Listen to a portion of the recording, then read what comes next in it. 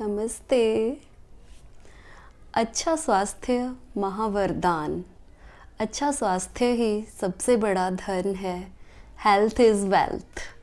तो आज का यौगिक अभ्यास हमारा है बुद्ध कोणासन।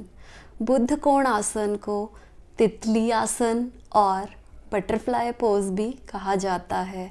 इस आसन को करने से हमारे यूटीआई, इनफर्टिलिटी, पीसीओडी, पीसीओएस और यूरिन इन्फेक्शन से संबंधित बहुत सी प्रॉब्लम सॉल्व होती हैं। तो इस आसन को किस प्रकार से किया जाता है आइए बताती हूँ। तो सबसे पहले आप इस तरह से बैठ जाएं, अपने दोनों घुटनों को फैला लें, अपने पैरों के पंजों को इस प्रकार से जोड़ें और दोनों हाथों के फिंगर्स को इंटरलॉक करें और पंजों को आगे वाले भाग से इस तरह से पकड़ें। दोनों घुटनों को कोशिश करें आप ज़मीन से लगाने की, परंतु बॉडी पोस्चर बिगड़ा हुआ होने के कारण बहुत से लोगों का जो घुटने हैं वो इस तरह ज़मीन से नहीं लग पाते हैं, वो सिर्फ इतने ही रहते हैं। तो आप प्रतिदिन अगर इसका अभ्यास करेंगे तो आपके घुटने भी इसी प्रकार से ज़मीन से लगेंगे। तो आपने इस तरह से अपने घुटनों को मूव करना है।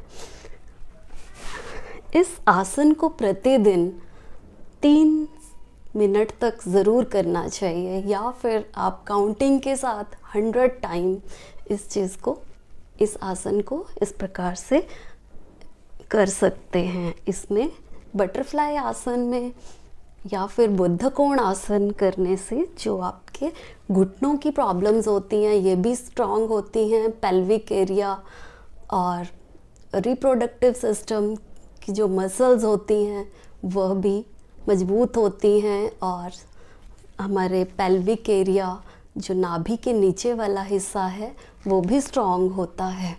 तो इस आसन को प्रतिदिन करना चाहिए। जिन महिलाओं को इनफर्टिलिटी की प्रॉब्लम रहती है वो इस आसन को करेंगी तो किसी भी तरह की प्रॉब्लम नहीं आएगी। और बटरफ्लाई पोज करने से हमेशा जो महिलाएं प्रेग्नेंट होती हैं उनकी डिलीवरी सी सेक्शन से नहीं होती है, उनको हमेशा नॉर्मल डिलीवरी होती है। और पीरियड से संबंधित जिन बच्चों को गर्ल्स को और जिन महिलाओं को समस्या रहती है, दर्द रहता है, बैक पेन रहता है, तो वो भी इससे नहीं होगा। तो प्रतिदिन इस आसन का अभ्यास करें। अगर जो नहीं कर सकते हैं इस आसन को इजीली, या फिर जिनके घुटने इतने ही रहते हैं, तो उसके लिए मैं आपको ये चीज़ बताती हूँ। आप एक पिल्लो लें, जिस तरह मैंने लिया है। ये बहुत ऊंचा वाला पिल्लो नहीं है, ये स्पेशल इन आसनों को स्ट्रेच करने के लिए बनाया गया है।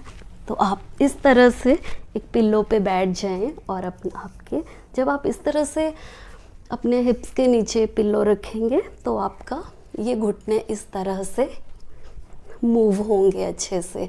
जब आप प्रतिदिन इसका अभ्यास करेंगे तो आपको पिल्लो की आवश्यकता नहीं पड़ेगी। आप पिल्लो को हटाएं।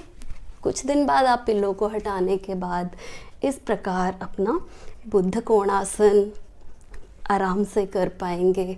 और इसके लाभ ही लाभ हैं, इसके कोई भी नुकसान नहीं है। सभी तरह के रोगी और कर सकते हैं।